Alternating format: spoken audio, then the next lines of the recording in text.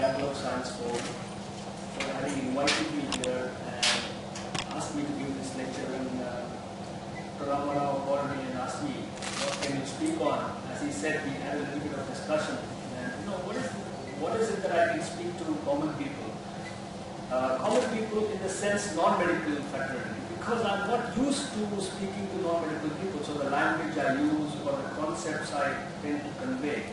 And since it was the science forum, I thought it would be prudent to talk about how science in general has helped medical specialty. Specifically, today, if one looks at how science or technology has changed our lives, I'm sure there are a lot of senior and respectable people here who used to go to school on cycles or even bikes. And if any message has to be conveyed to somebody, they used to walk miles and go hand over a message. Today is the era of mobile phones, cars and trains. So technology has affected us in every way. The way we eat, the way we sit, the way we write, the way we do anything has affected us. Similarly, in a good way. And technology has also helped medical science, people live healthier lives. Having said that, technology is one of the most important contributors to the development of medical science, and especially cardiovascular sciences. The management of cardiovascular diseases is one of the most important areas where technology has contributed significantly, and soon you will see why I say that. And it is because of technology that medical cardiological sciences is where it is today. Because of these technological advances, procedures have become increasingly safer. More and more complex procedures are being performed with more and more ease. So the operator skill that is required to do a procedure is coming down. And advances in imaging and diagnostics have made tremendous difference. Today you can do an ultrasound and say you have gallstones. 50 years ago, people had to look inside the abdomen to see, yes, there are gallstones. Otherwise, they could not make out. So it has made a huge change. But before I go any further than this, I would like to have a quote by Sir Isaac Newton, where he said in a letter to his friend physicist Robert Hooke, who discovered the microscope. This letter was written in 1675, if you take the Julian calendar, and 76 if you take the Gregorian calendar. But nevertheless, he said, if I can see further than anyone else, it is because I am standing on the shoulders of great giants. So we do not have to take the credit for what we can see. It is because others are lifting us up. This is my way of saying tribute to my teachers who have taught me, not necessarily in a classroom. I have learned from so many people, saying that if I am what I am today, if I can speak whatever I can today and whatever I can know today, it is because of their hard work and not mine. So with this humble prayer to my teachers, I would like to go ahead. The second thing that has contributed for technology to grow and come into medicine is intelligent transposition of technology. In the sense, certain things were not meant to be used in medicine. The simplest example I give is the use of ultrasound. Ultrasound was first used in construction industry or civil engineering to find gas bubbles in steel pipes. They used to use this and figure out whether there are gas bubbles, because when there is a gas metal interface, it becomes fragile and tends to break at that point. So they used to inspect these things. Somebody thought, oh, if I can be used here, why can't I look inside the human body? And that is how ultrasound came into existence. Another example in our day-to-day life is the use of microwave. Microwave was never invented to be in the kitchen in the first place. It was somebody was walking across a transformer, he had a chocolate in his pocket and the damn thing melted. Then he realized what happened, and then microwave was discovered. So smart, intelligent transposition of technology. So these are the two things that have actually helped technology and to help medicine today is one, the giants worked in the field, and two, intelligent transposition of technology. Now, cardiovascular system and the spectrum of cardiovascular diseases is very vast. It is impossible for me to cover. If I ask you how has technology changed any one person's life, you begin, oh, where shall I start?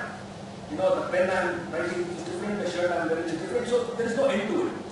So what I have done is I have tried to give a brief summary of what the cardiovascular system is, what are the types of diseases, and then chosen to specifically look at particular sets of diseases, like coronary artery disease, holes in the heart failure, and how technology has come about to help us in these situations.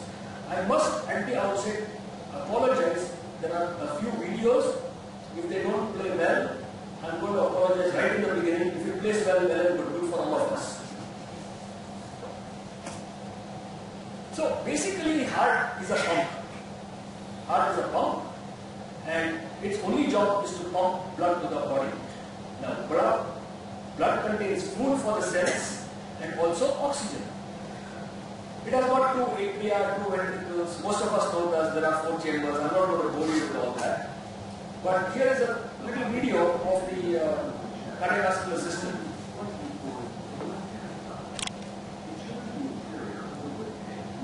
Can everybody hear that? Oh, volumes of the vascular system.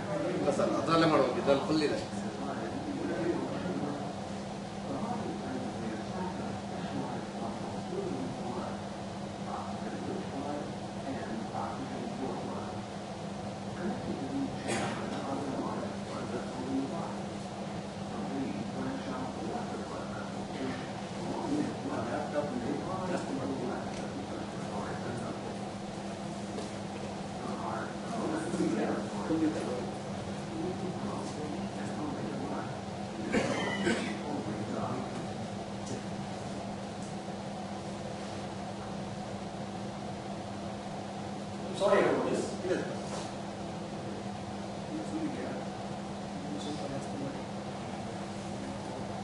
So basically,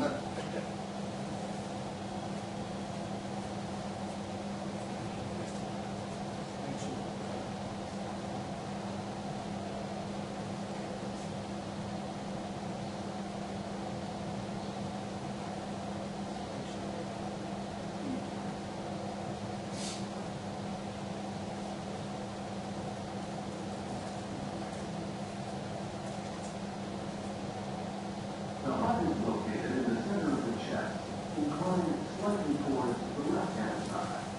It shares the interior of the ribcage with the lung. In cross-section, we can see that it's hollow and divided into 4 chambers. The heart is basically a sac of specialized muscle filled with blood, oxygen-rich blood, and oxygen-poor blood. Connected to these chambers are the largest blood vessels in the body.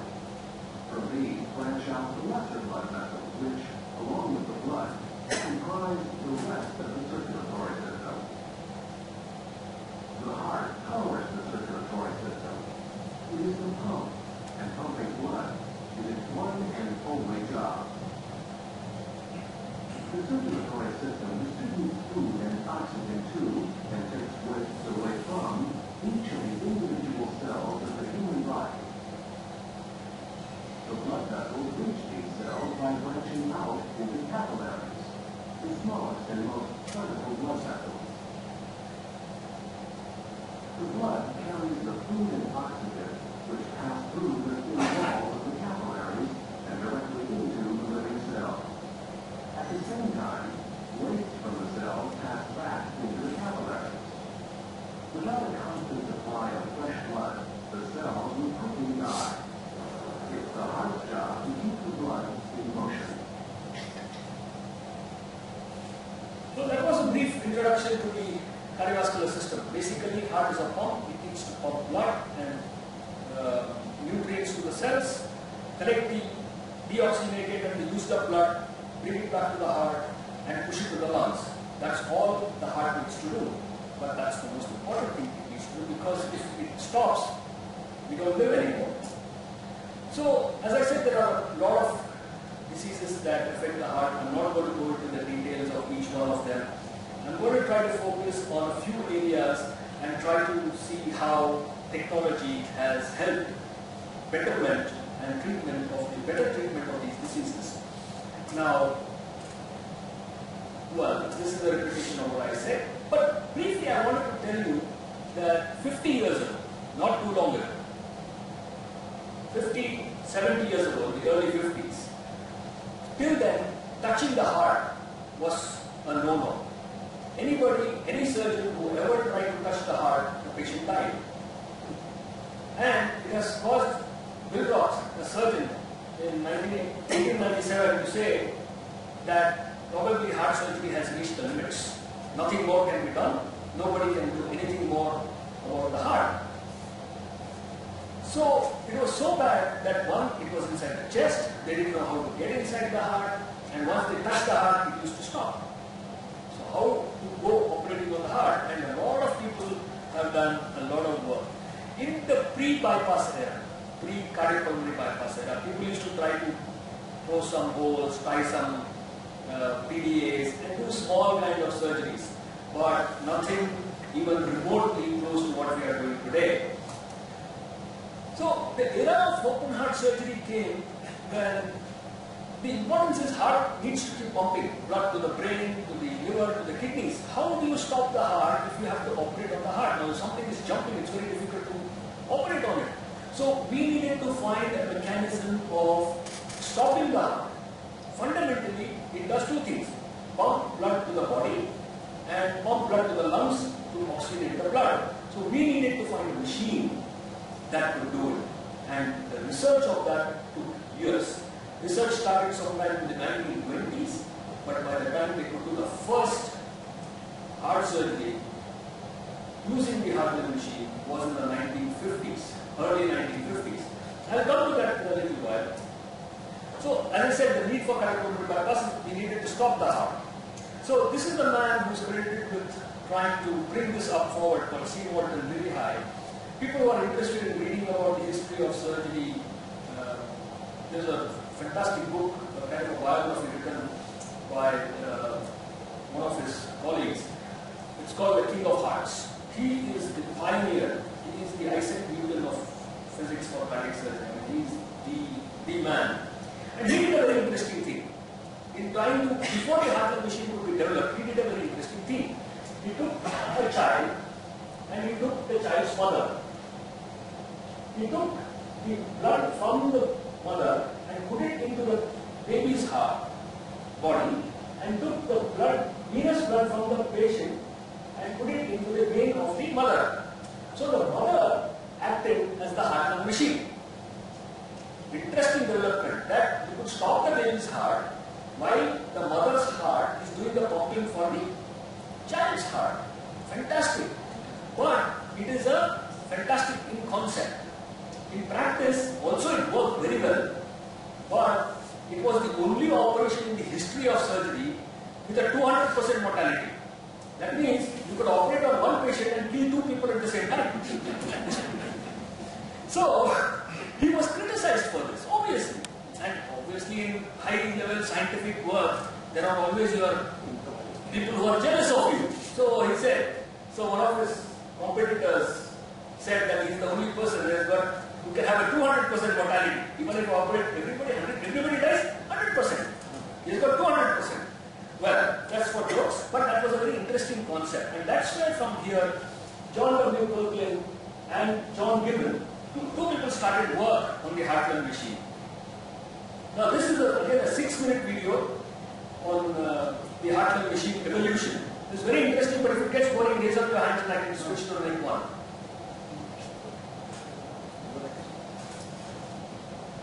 There is no money.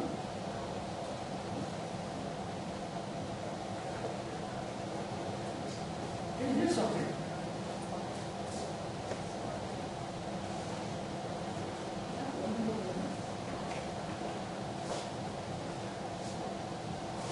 Okay, buddy. It's okay, don't worry about it. It's a bit longish video, so I'm happy that it's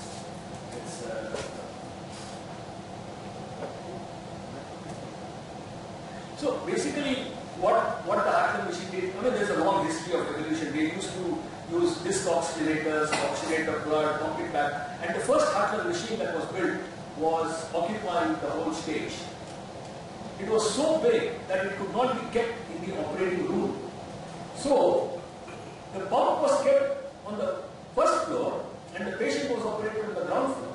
Can you imagine that? I mean, that was how it was in the 1950s. But today, a heart machine is as big as this desk, what I'm standing on, and smaller, shorter. That's all there is to it. But how technology has evolved. So the role of the heart machine, with the advent of heart machine, it became possible to operate inside the heart. We could stop the heart, we could go inside the heart, close holes inside the heart, change valves inside the heart, and from late 1950s, things just started expanding for cardiac surgery. The reason I'm saying that is amongst all surgical specialties, if you look at the history of surgery, right from Shushruta days to now, everything has been operated upon by our ancestors. Everything except the heart. Successful heart surgery is possible only in the last 60 years. Before that, it was not possible. Now, the other thing that has actually, now I'll just briefly go away from surgery for 2 minutes and speak about cardiac catheterization. I'm sure there are a few people here whose family members or their themselves have undergone cardiac catheterization, angiography, etc. But till a few years ago, we could not find what is going on inside the heart. If in 1960 somebody had a heart attack, they would go to the hospital, they would get morphine, either they would die or they would go home. Only two things possible. We could not cure it because we could not find out what the problem was. Though we kind of knew what the problem was, that there are plaques building, but how to open these plaques, what to do with them was just not possible. And interestingly, initial things, Frostman did experiments on cadavers, but before he did that, he actually did that in horses and then proved that you could put a catheter inside the heart, measure the pressures, look at what exactly is happening.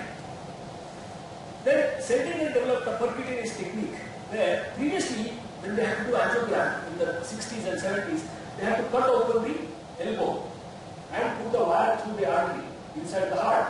But Sentinel developed a technique where you could just puncture a needle and put in the catheter through that needle. So it made the whole thing very simple. Sentinel technique made it with the use of a local anesthetic. You could locate the artery, puncture with the needle, use a guide wire, and remove the needle after the catheter was placed inside the heart. Now this is the technique of the Sentinel technique which we don't need to look at.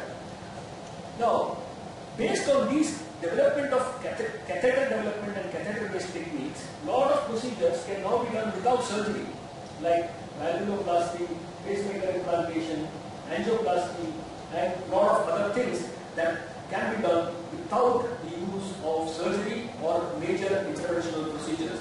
And diagnostics have also contributed significantly to our growth, like X-rays have improved, ECGs have improved, MRIs have come in, ultrasound of the heart, echocardiography. So today you go for a cardiac checkup, I'm sure many of you already have, they will do an echo or ECG.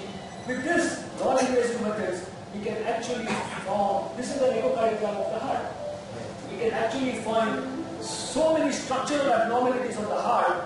Previously, when we used to listen to the stethoscope and hear, oh, this may be wrong, oh, that may be wrong. No, now we know exactly what is wrong.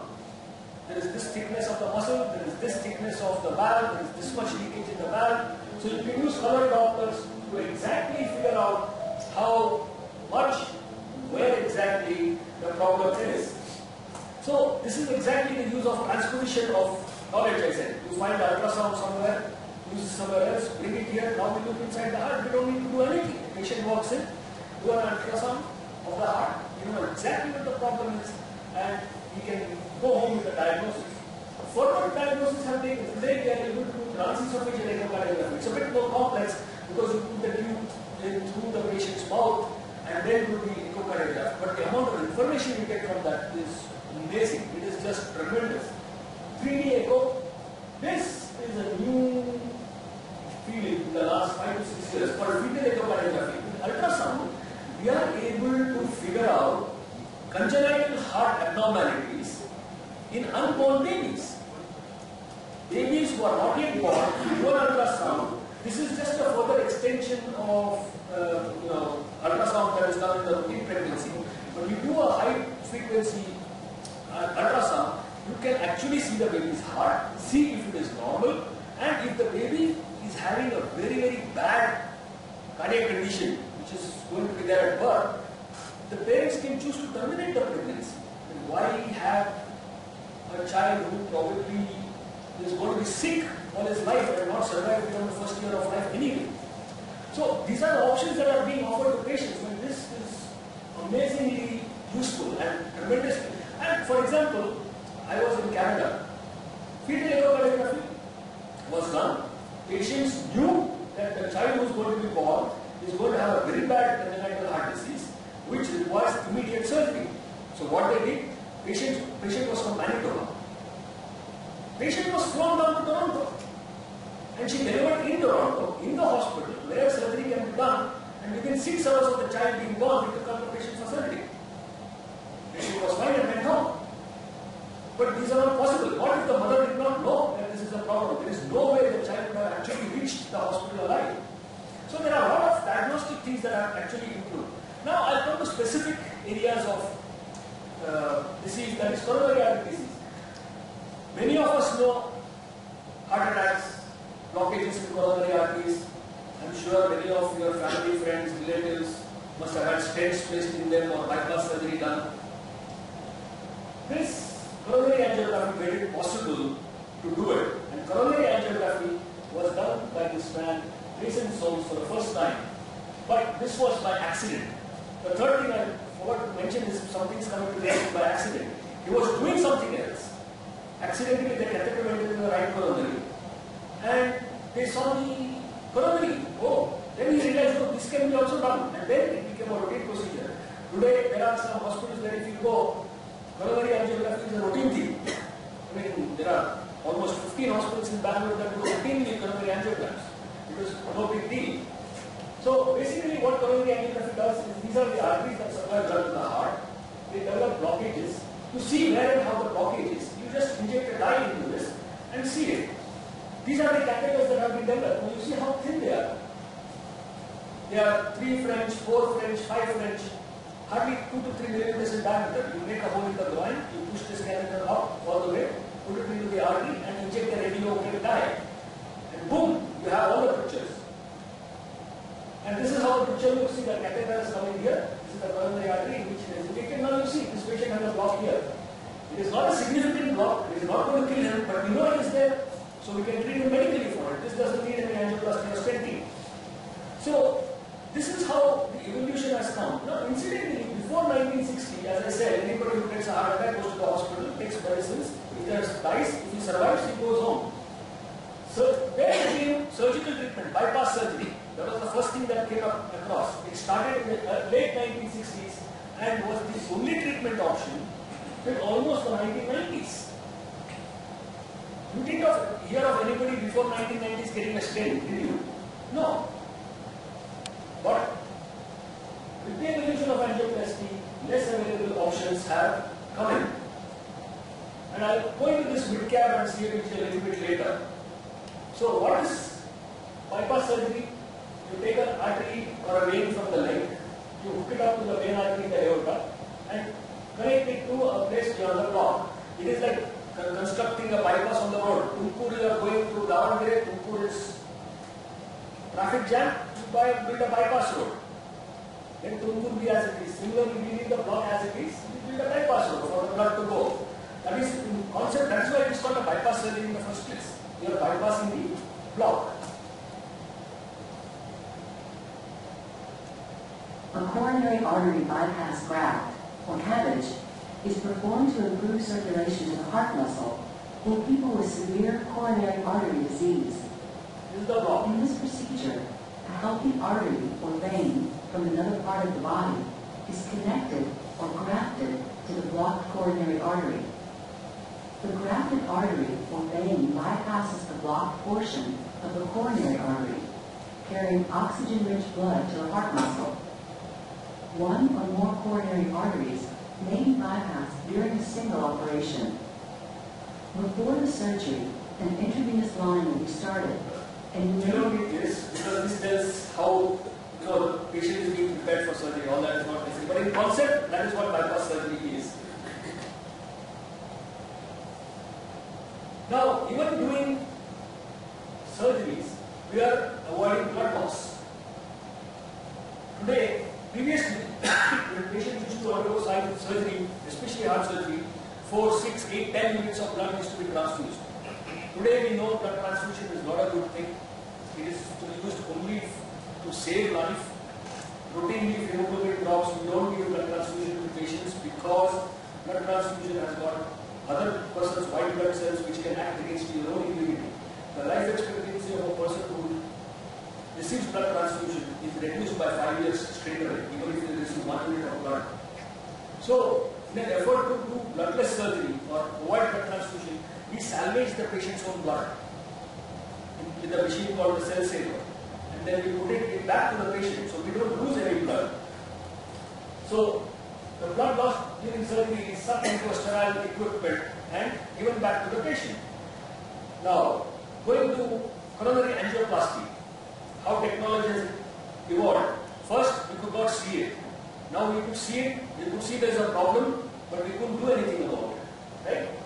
Then came Andreas Wilczek. What he did, he took the same catheter, made the catheter smaller, put it right across the plaque, and blew it up with the balloon.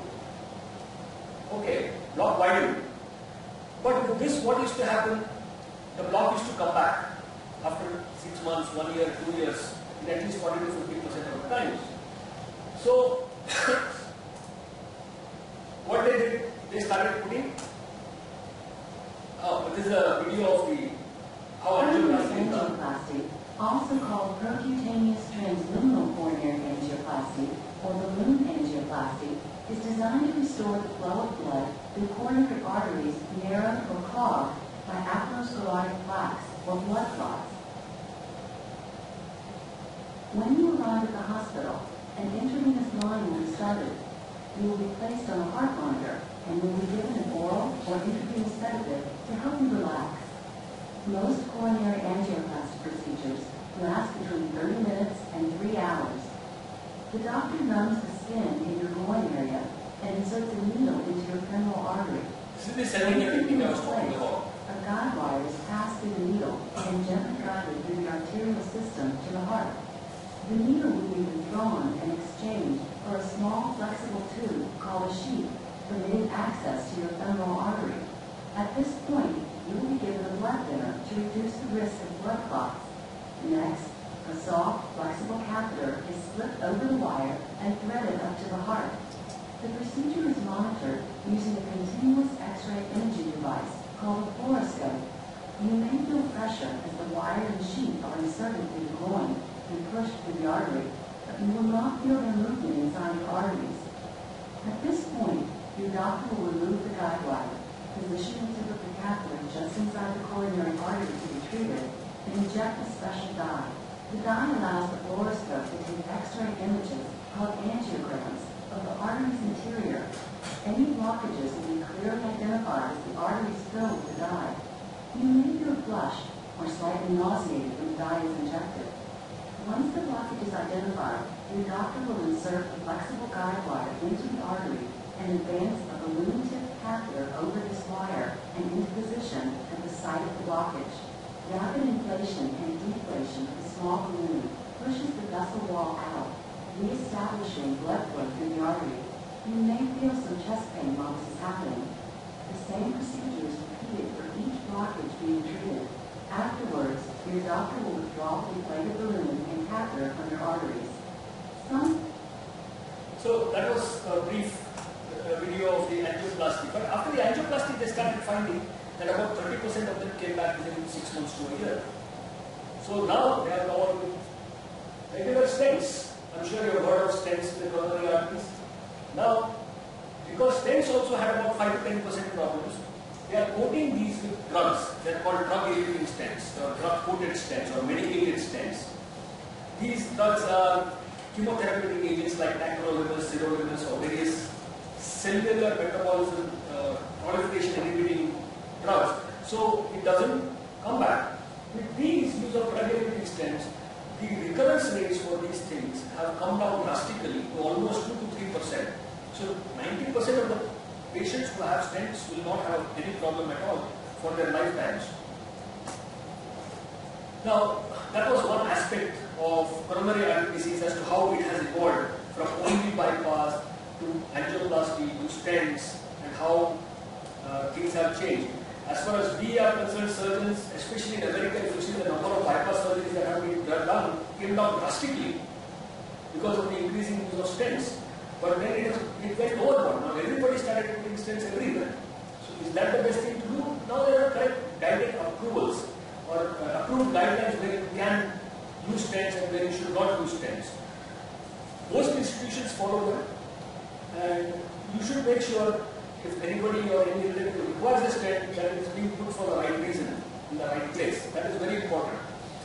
Now coming to these diseases called holes in the heart. Atrial septal defect is the hole between the upper chambers. PSD is the hole between the pumping chambers. And PDA is the abdominal communication between the two big vessels. Now these are operations that were always open heart surgeries. There is no way you could do anything to them without operating that child or that patient. Now, things have changed significantly. The cardiac catheterization laboratory. This is the closure of an atrial septal device with a device. They put a wire across it. Include a device. It's used to treat structural heart disease, and my mother is one of the. And the hole included two receiving chambers. The other device is a percutaneous procedure, which means it's put into a needle stick and rod. It does not require major surgery. They put a device across it. We choose a long plane. Is that really clear? Not run up to the heart, we locate the defect, and then pass this catheter through the defect. We open up the left side of this first. they have a device and slow the wire and slowly pull it back. And then once it's securely against the wall on the left side, we open up the right side of this, and that right side of this is positioned against the Now right the side device of the wall. actually- Defect there. Once we're secured and the defect is fully covered, at that point we Can you see that? the original flow. We release the cable, which is securing the device to the catheter, and then we remove the catheter. That device goes in place. Are there any metallurgists in this room? No. Well, the reason I'm asking that is that thing that you just saw was being deployed. It was flat. It came out of a tube and then became like a flower. And that is very, very special. Now, without technology, that would not have happened. That is made of a very special substance called nitinol. It is an alloy of nickel and titanium. That is how the name comes. Nitinol is nickel, titanium, and the laboratory where it was discovered, Naval Ordnance Laboratory. So nitinol. That is how the name has come. It has got 50 equal percentage of by atomic weight of nickel and titanium. It has got two very, very specific properties. Very specific. It has got a property what is called as memory, shape memory. You can distort it, and the moment you release it, it goes back to its original shape. So you can get a flower out of it, and you can stretch it into a small tube about diameter of 1.5 to 2 millimeters or even 3 millimeters. You can push it up the heart and then slowly push this thing out. So as it comes out, the flower opens up, you pull it up and then release the other part of the flower. So it sticks against the septum and closes the defect. Now without technology or discovery of this substance, this could never have been possible. Incidentally, I was reading about this nitinol thing, and apparently it has been discovered in the 60s. But they had a lot of difficulty commercially manufacturing it. I don't know for what reason. And they were able to commercially manufacture it only in the 90s. So now you have it. No surgery for holes in the heart. You can just cath lab, get your coin puncture, put this thing inside, go home in 2 days, 3 days, no need for any open heart surgery at all. Amazing. Similarly, valvular heart disease can now be done with what is called as balloon mitral angioplasties. There are many, this is a video of a balloon valvuloplasty, how it is done. You see this valve that is extremely narrow. They will put a catheter across, put a balloon, and then dilate the whole thing. And just see if it comes here. See the balloon, you see this, how tight it is here? That's the valve. Boom, open. No surgery, nothing. 20 years ago, surgery was the only option. There was no other option available for you. Coming to heart valves further, technology has gone from metallic valves to use of bioprosthetic valves, which are durable now for 15 or 20 years, made of cow pericardium and big valves. Technology has taken us so far. Previously, bioprosthetic valves used to last for 2 years or 5 years. After 5 years, patient needed another operation. Today, at least for 20 years, nothing is necessary.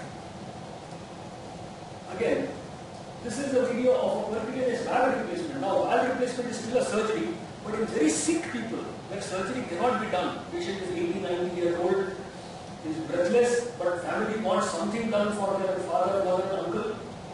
Here, you can do a valve replacement through a groin. Now, today they have done about 3,000 cases in Europe of these valve replacements.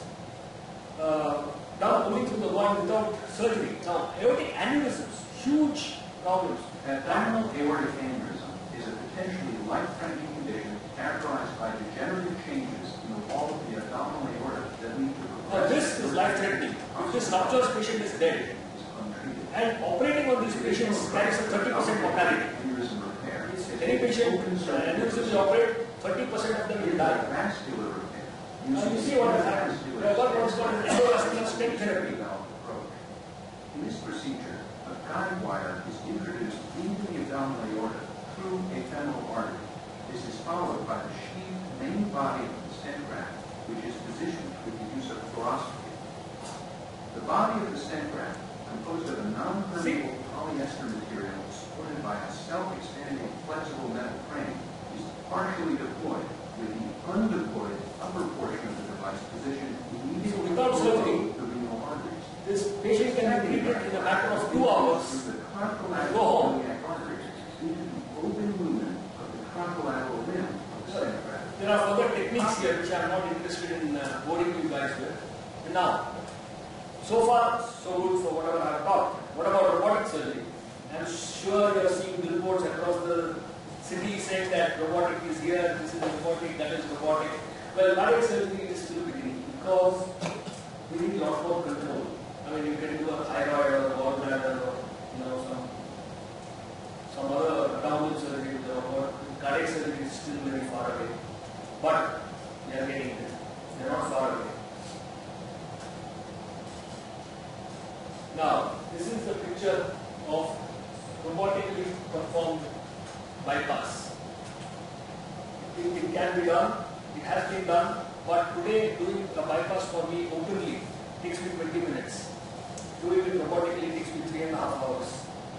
So there is still a lot of technical gap to be bridged between robotic and human operations as far as bypass is concerned. This is not true about gallbladder or thyroid surgery, but it is definitely true about bypass surgery. Now here it is playing or not? It's not playing. Anyway, this is a technique of valve repair being done with a robot. I don't think it's not playing. Yeah. So this is where we are headed to, where robotic surgery is coming into the future. And robot is already in Bangalore. Manipal Hospital already has a robot. But the type of surgeries that can be done with a robot are fairly limited. Now, next we go to the point of heart failure, where you can't do bypass. The patient doesn't have a bypassable disease, he doesn't have a valve disease. You have heart failure patients. To manage them, medicines was the only way. But what has happened is we have got what is called the heart mate, artificial heart. Heart mate 2 is a small Total artificial heart. advanced blood pump But mind you, this is not implanted. A wide range of late-stage heart So you connect something to the aorta, take the blood out of the ventricle, and you connect it to a pneumatic drive, 60% which is like a trolley of our shopping cart. And that patient can push back and go everywhere, do everything, including have his bath and all. And that machine will be pumping the blood for him. His heart is gone. His heart function is only 10%. But he can continue to live like this. I know one patient who has been on this for 8 years. 8 years. He's continuing to live with the artificial heart. Now, these are big machines as big as a pushing cart. Now, but anyway, it doesn't matter. This, now from this pushing cart, it has been reduced to the size of this. The pneumatic drive has been reduced to the size of a small 2" by 4". So this pneumatic drive, battery charge it, put it in the patient pocket, and the patient walks around in the shopping mall. You will not even know that he has got an artificial heart inside him. It's impossible to even figure it out. Such is the nature of this is the impeller. I was telling you this small device now. This is how the impeller device is inserted. And it is not done by surgery. It is done from the groin. You put a small needle hole. And this device, this is all the devices. And it is placed inside the heart. And it has got a centrifugal pump. And it sucks the blood from inside the heart and pushes out into the body. It is extremely simple. But engineers have made it possible for us. It is not possible for us doctors. We can tell what we want. But somebody has to actually come up and design this equipment for us. So where is technology heading in the future? I don't know. But